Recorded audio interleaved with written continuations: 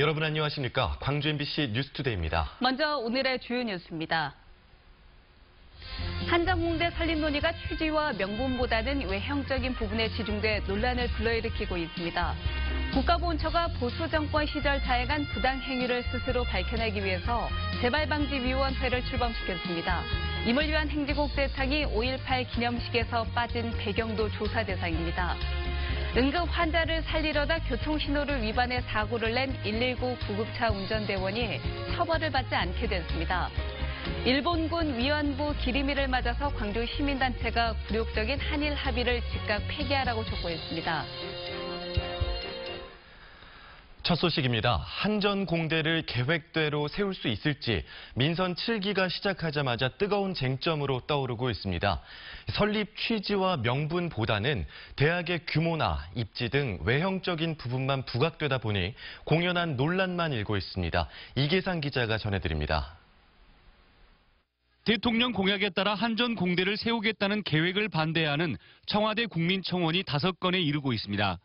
대학 구조 조정을 앞둔 상황에서 신규 대학을 설립할 필요가 있냐는 내용입니다. 이런 움직임에 대해 아직까지 동의하는 의견은 많지 않습니다.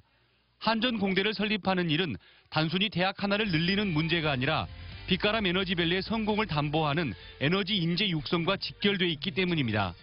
창조적인 인재가 많이 모여 있어야 도시가 발전하고 발전이 보장이 된다. 그다음에 인재가 있는 곳에 기업들이 모여드는 현상이 지금 있지 않습니까? 빛가람 혁신도시에 한전 등 에너지 공기업들이 들어오고 빛가람 에너지밸리에 300개 넘는 기업을 유치하는 과정에서 맞춤형 인재 육성을 위한 공대 설립은 선결해야 할 과제가 됐습니다. 미국 실리콘밸리와 스탠퍼드대, 중국 중관춘과 칭화대 등의 사례를 모델 삼아 에너지밸리를 세계적인 클러스터로 만들기 위해 한전공대의 필요성이 부각된 것입니다. 통합과정뿐만 아니라 박사과정들이 집중돼서 전 세계에 있는 연구자를 불러 모아야만 우수 연구실이 될 수 있다고 생각하고요.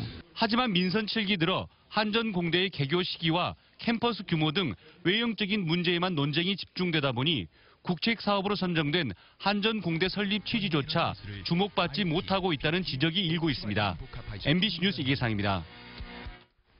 광주시와 전라남도가 더불어민주당과 예산정책협의회를 열고 주요 현안 사업에 대한 예산 지원을 요청했습니다. 어제 전북도청에서 열린 예산정책협의회에서 이용섭 광주시장은 내년 광주 세계수영선수권대회 국비 지원이 인천 아시안게임의 8%, 평창 동계올림픽의 3% 수준에 불과하다며 총사업비와 국비 지원을 늘려야 한다고 강조했습니다.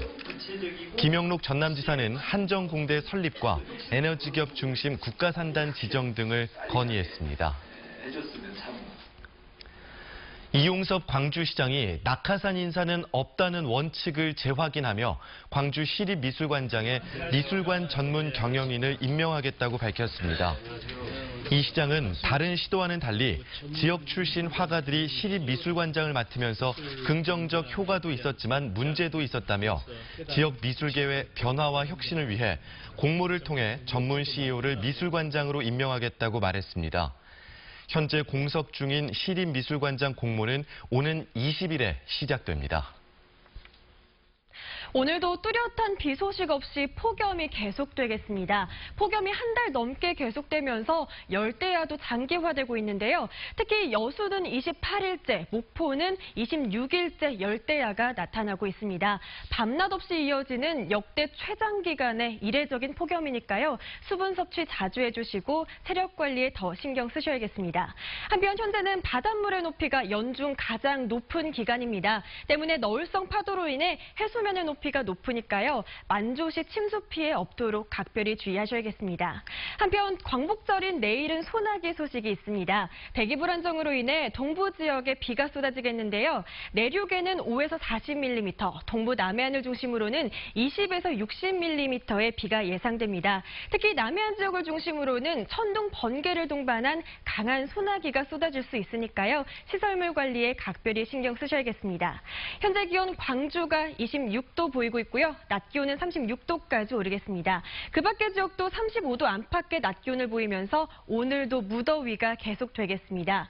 목포가 34도, 영암이 35도, 장흥은 33도 보이겠고요.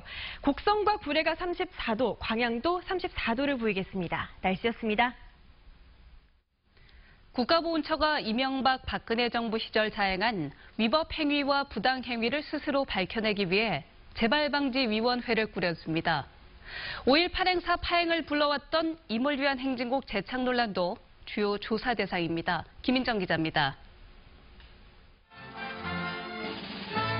이명박 정부 2년차부터 돌연 5.18 공식 기념식에서 빠져 무려 9년간 재창되지 못했던 임을 위한 행진곡.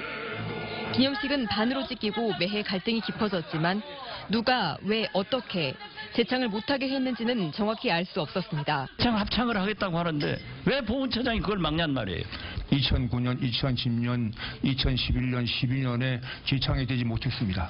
예. 그러면 거기는 그럴 만한 이유가 있을 거 아닙니까? 국가보훈처의 위법 행위와 부당 행위를 조사하는 재발방지위원회가 앞으로 6달간 활동을 시작합니다. 임을 위한 행진곡이 누구에 의해 어떤 경위로 재창에서 빠졌는지, 또 정부 공식 행사인 5.18 기념식의 소요 시간이 왜 그동안 들쑥날쑥했는지 조사합니다. 5.18 추모관의 전시물 중 광주가 불의에 맞섰다가 죽임을 당하는 동안 우리는 무엇을 하고 있었습니까? 라는 내용이 돌연 보훈처에 의해 바뀐 경위도 조사합니다. 확인되지 않는 사실 또는 그 보수단체들이 주장하는 내용들만을 앞세워가지고 거기에 기대서 재창을 못하게 막았던 것이 이제 드러나게 돼야 된다고 생각합니다. 재발방지위 활동은 지난 5월 발족한 보훈혁신위 권고에 따른 겁니다.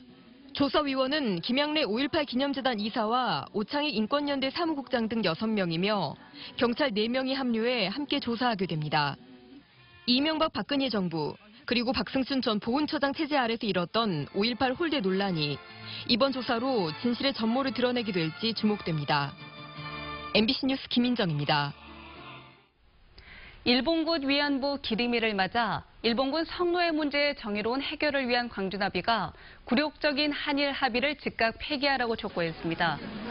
광주나비는 일본군 성노예 피해자들의 외침을 더 이상 외면해서는 안 된다며 이같이 요구했고, 합의에 따라 만들어진 화해치유재단도 당장 해산해야 한다고 주장했습니다. 또 시민의 힘으로 전국 곳곳에 건립된 평화의 소녀상을 공공조형물로 지정해 관리하자고 제안했습니다.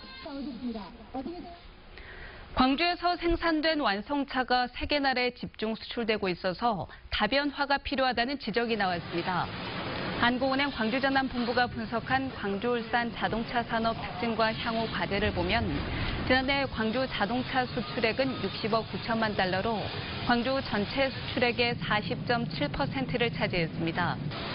수출 비중은 미국 50.1%, 멕시코 7.1%, 캐나다 6.7%로 이들 국가가 63.9%를 차지했습니다. 한국은행 광주전남본부는 국가별 차별화 전략을 수립해 인도나 브라질 등 성장 잠재력이 높은 신흥 시장을 개척해야 한다고 강조했습니다.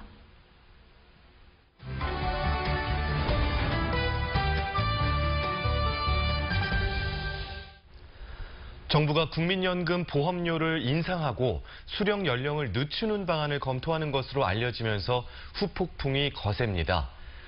보건복지부는 확정된 사안은 아니라며 여론 달래기에 나섰는데요. 네, 임상수 조선대학교 경제학과 교수와 좀 더 자세한 이야기 나눠보도록 하겠습니다. 안녕하십니까? 네, 안녕하세요. 네, 안녕하십니까? 현재 논란이 되고 있는 국민연금 개혁안 자세히 그 내용이 어떤 겁니까? 네, 국민연금법에 따라서 2003년부터 5년마다 국민연금 제정을 추계하고 그리고 국민연금에 대한 발전 방향을 마련하도록 되어 있습니다. 네. 이번 국민연금 개혁안은 이와 같은 것과 관련되어 있다고 말씀드릴 수 있을 것이고요. 그 내용을 구체적으로 살펴보면은 보험료율을 현행 9%에서 1.8%포인트 또는 4%포인트로 인상하는 안과 연금 수급 연령을 65세에서 68세로 상향 조정하는 안, 또 소득 대체율을 45% 유지 또는 점진적으로 40%로 줄이는 방향, 네. 그리고 의무 가입 기간을 10년에서 5년으로 축소하는 방안 등의 내용을 담고 있습니다. 그렇군요. 그러면 왜 이런 개혁안이 나오게 된 거죠? 네, 이번 금융연금 개혁의 그 배경은 크게 두 가지라고 말씀드릴 수 있는데요. 하나는 이제 현행처럼 국민연금이 운영될 경우에 고갈 시기가 5년 전에 예측되었던 2060년보다도 더 앞당겨질 가능성이 크기 때문에 이에 대비할 필요성이 있다라는 점이 첫 번째고요. 네. 두 번째는 국민연금 수혜계층을 받지 못하는, 수혜계층이 되지 못하는 사각지대가 있기 때문에 이 부분을 해소할 필요성이 있다라는 점이 두 번째입니다. 따라서 이제 이번 배경은 이렇게 상반된 목적에 따라 달라졌기 때문에 결국은 이제 국민연금 부담률을 국민에게 이제 떠안길 수밖에 없는 그런 상황이고요. 이러한 이유로 심지어는 이제 국민연금을 폐지하자 이런 안까지 나오고 있는 것을 알고 있습니다. 네, 그 사각지대를 계층을 이 개혁안으로 해소할 수 있는 겁니까? 네, 이번 개혁안으로는 제가 보기에는 이제 어렵다라고 생각이 들고요. 네. 왜냐하면 사각지대를 해소하기 위해서는 이제 국민연금의 목적이 저소득층의 문제를 해결하는 부분이 아니고 국민연금이라는 것은 미래에 이제 노후를 대처하기 위한 것이 목적이기 때문에 그렇죠. 이 목적에 반한다라고 말씀드릴 수 있을 것 같습니다. 네. 네. 아니, 낸 만큼 돌려받는다라고 이렇게 좀 단순하게 생각을 해보면 국민연금이 왜 고갈이 되느냐 이렇게 우려를 하시는 분들, 의문을 가지시는 분들이 있는 것 같아요.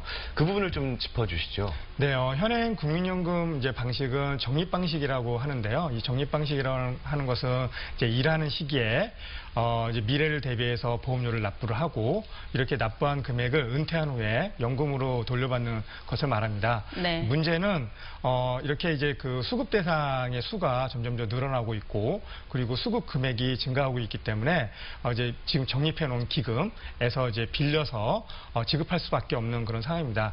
이제 다시 말씀드려서 이제 현행 그 국민연금을 수급받고 있는 분들은 보험료를 낸 금액보다도 그러니까 연금으로 돌려받는 금액이 더 크기 때문에 네. 지금 이제 연금이 줄어들 수밖에 없는 그런 상황이라고 말씀드릴 수 있습니다. 그렇군요. 걱정이 참 많네요. 그러니까요. 그러면 일단 뭐 여론이 좋지 않아서 정부는 아직 확정은 아니다 이렇게 발표는 했지만 이거 말고 다른 대안이 있나요? 네, 이제 국민연금 방향을 명확히 설정해야 할 필요성이 있을 것으로 예상이 되는데요. 조금 전에 말씀드린 것처럼 국민연금은 저소득계층을 타겟으로 하는 것이 아니고 네, 이제 국민의 이제 은퇴 후에 노후 생활을 보장할 수 있게끔 만들어 놓은 제도적 장치이기 때문에 여기에 맞춰서 개편을 할 필요성이 있다고 생각이 들고요. 네. 이를 위해서는 지금 현재 하고 있는 이제 땜질 처방이 아닌 국민연금에 대한 중장기적인 발전 방향을 설정할 필요성이 있다고 생각이 됩니다. 우선적으로 이제 결정해야 할 방식이 이제 적립 방식과 부과 방식이 있는데 여기에 이제 국민적인 합의를 이끌어내야 할 필요성이 있을 것이고요. 이를 바탕으로 해서 이제 중장기적인 방향이 설정이 되면 거기에 맞춰서 구체적인 방안들을 마련할 필요성이 있다라고 생각이 듭니다. 네, 어제 문재인 대통령도 이렇게 사회적 대타협 같은 절차가 필요하다. 지금의 개혁안은 대통령도 이해할 수 없는 부분이 있다라고 이야기를 하더라고요. 이 개혁안이 실제로 도입이 되려면 어떤 절차들이 남아 있을까요? 네, 국민연금법 제4조 제2항에 따르면 국민연금 운영 전반에 대한 이제 계획이 수립되고 나면 이것을 이제 국무회의의 심의를 거쳐서 대통령령으로 이제 공시하도록 되어 있습니다. 네. 네, 이 일정에 따르면 8월에 공청회를 통해서 국민적인 합의를 이끌어내고 9월에는 이제 정부안이 확정이 되어서 10월에 아마 국회에 제출될 것으로 예상이 됩니다. 알겠습니다. 말씀 잘 들었습니다. 감사합니다.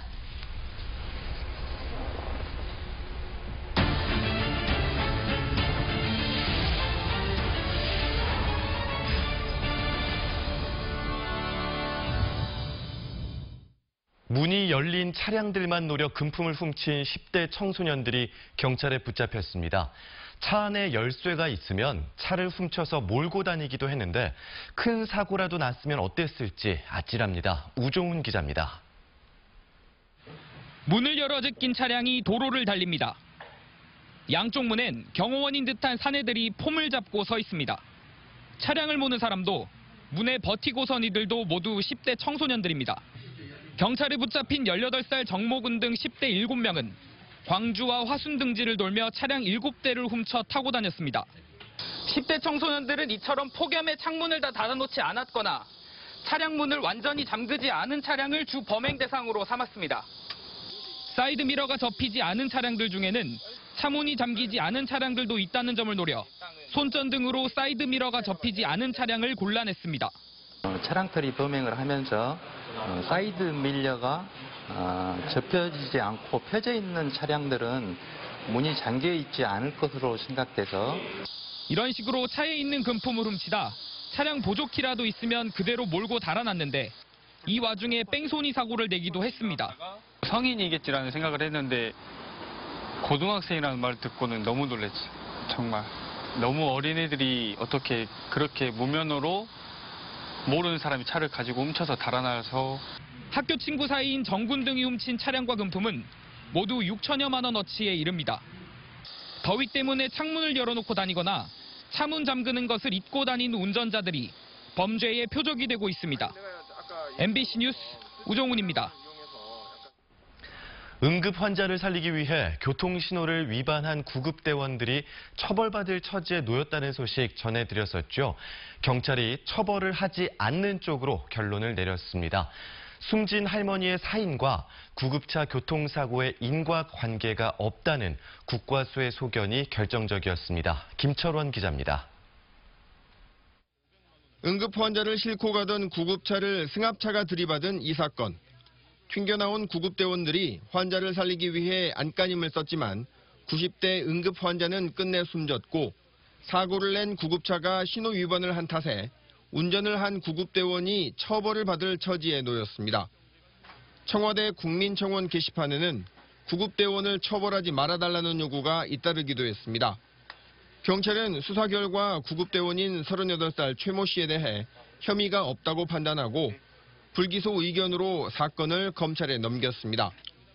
국과수 부검 결과 90대 응급 환자의 사인이 기도 폐색성 질식사로 교통사고와 인과관계가 없는 것으로 나타났고 나머지 부상자들의 경우도 전치 2주로 가벼운 부상에 그쳐 3주 미만의 경상이면 정당 행위로 인정해 불입건 처리하도록 한 경찰 지침에 부합했다는 겁니다. 종합적으로 검토해 본 결과 이분이 교통사고로 인한 사망은 아니다 이렇게 판단해서 경찰에서는 불기소 그렇게 송치를 하게 됐습니다. 경찰은 정당한 공무수행 과정에서 발생한 교통사고로 소방관들이나 경찰관들이 형사상 불이익을 당하지 않도록 하는 내용의 제도 개선을 지속적으로 건의하기로 했습니다. MBC 뉴스 김철원입니다. 담양경찰서가 수확을 앞둔 과수원에 침입해 복숭아 등 과일을 몰래 따간 혐의로 36살 김모 씨 등 2명을 붙잡아 조사하고 있습니다. 김 씨 등은 지난달 25일부터 지난 2일까지 56살 윤모 씨의 과수원 등 과수원 6곳을 돌며 과일을 직접 따서 판매한 혐의를 받고 있습니다. 경찰 조사 결과 이들은 농민들이 폭염으로 쉬는 오후 4시를 전후해 과수원에 침입했던 것으로 조사됐습니다. 광주시 보건환경연구원이 허술한 행정으로 광주시 감사에 적발됐습니다. 광주시 감사위원회는 시 보건환경연구원에 대한 종합감사 결과 공무직 2명에게 공무원 법령을 적용해 연차 보상을 적게 지급하거나 동물실험윤리위원회 없이 동물실험을 하는 등 7건의 부적절 사례를 적발해 8명에게 주의 등 신분상 조처를 내렸습니다. 어젯밤 9시 50분쯤 광주시 광산구 신촌동의 한 사거리에서 54살 최모 씨의 화물차가 39살 신모 씨의 승용차와 충돌하면서 과일을 실은 화물차가 넘어졌습니다. 이 사고로 승용차에 타고 있던 4명과 최 씨 등 5명이 경상을 입었습니다. 경찰은 화물차 운전자인 최 씨가 신호를 위반해 사고를 낸 것으로 추정하고 정확한 사고 원인을 조사하는 한편 음주운전 여부에 대해서도 조사하고 있습니다. 지긋지긋한 폭염 때문에 효자 태풍 기다리시는 분들 계시죠? 하지만 신안 가거도 주민들은 태풍말만 나와도 밤잠을 설칩니다. 몇 년 전 태풍에 날아가 버린 방파제 복구 공사가 2년 뒤에야 마무리되기 때문입니다. 양현승 기자입니다. 국토 최서남단 신안군 흑산면 가거도 14호 태풍 야기가 중국에 상륙한 뒤에야 비로소 가슴을 쓸어내렸습니다. 500여 명이 살고 있는 섬을 파도로부터 막아줄 방파제가 아직 만들어지지 않았기 때문입니다. 우리 섬에서 사는 우리 주민들도 그때그때 그 태풍 힘이란 것을 너무너무 절실하게 크게 느끼니까 어떻게 말로 표현할 수는 없어요. 가거도의 방파제 공사가 처음 시작된 건 1979년. 30년 만에 완공됐던 방파제는 그러나 지난 2011년 태풍 무이파, 2012년 태풍 볼라벤으로 인해 처참히 부서졌습니다. 이후 정부는 2,200억여 원을 투입해 100년 주기 태풍에도 견딜 슈퍼 방파제 공사에 나섰습니다. 폭과 너비, 길이가 각각 28m, 아파트 9층 높이에 이르는 24,000톤급 대형 콘크리트 구조물, 케이슨을 세워 기존 15m였던 방파제 폭을 100m로 확장할 계획입니다. 현재 종합 공정률 58%. 혹여나 공사에 차질이 빚어질까? 태풍의 티읕자만 나와도 주민들은 걱정입니다.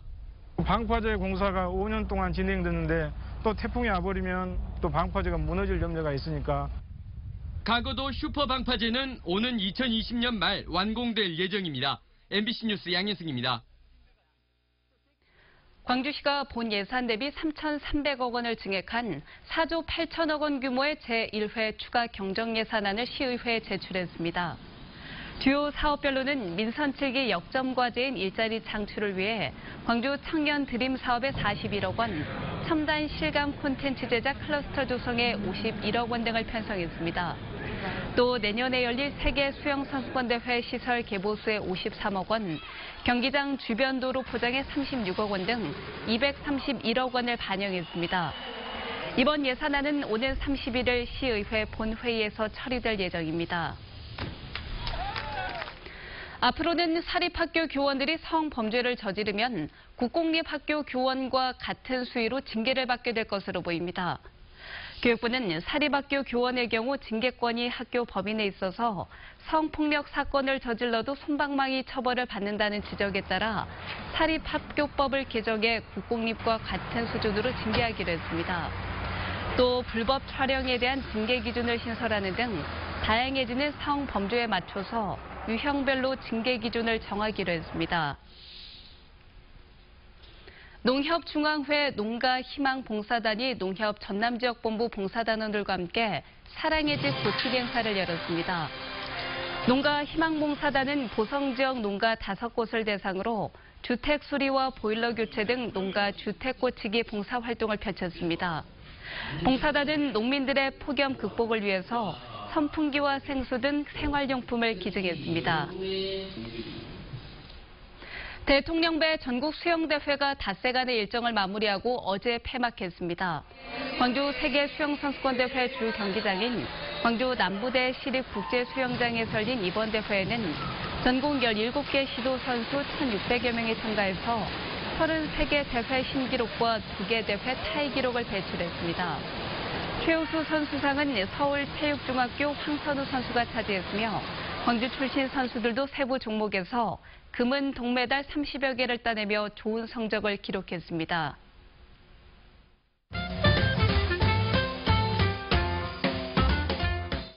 광주의 근현대사를 한눈에 살펴볼 수 있는 테마형 시티 투어 버스가 17일부터 운영됩니다. 양림동을 배경으로 하는 1930년대 광주, 옛 전남도청을 배경으로 하는 80년대 광주 등 과거부터 현재까지의 광주 모습을 연극 형식으로 볼 수 있는데요. 자세한 투어 코스나 시간, 예약 등은 광주 시티 투어 누리집에서 확인할 수 있습니다. 경력이 단절된 여성들의 집을 환한 분위기로 바꿔주는 무료 도배 봉사가 오는 10월부터 시작됩니다. 도배 전문가 과정을 이수한 경력 단절 여성들이 재능 기부에 나서는데요. 관심 있는 분들은 다음 달 21일까지 광주 여성 새로 일하기 센터로 문의하면 됩니다. 중국 지역에 생존해 있던 위안부 피해자들의 삶을 절제된 시선으로 담아낸 다큐멘터리 영화 22가 오늘 한국에서 개봉합니다. 위안부 피해 사실을 피해 당사자가 처음 증언한 날이자 세계 위안부 기림일로 지정된 8월 14일에 맞춰 개봉하는 건데요. 광주에서는 광주극장 등 총 5곳에서 감상할 수 있습니다. 빵 만드는 공연 김원중의 달거리가 오는 27일 100회를 맞이합니다. 2003년부터 시작된 달거리 공연은 감동 후불제로 얻은 수익금을 북한 어린이들의 빵을 만드는 데 기부해왔는데요. 이번 100회 공연은 5.18 민주광장에서 지역 예술가들과 함께 꾸며질 예정입니다.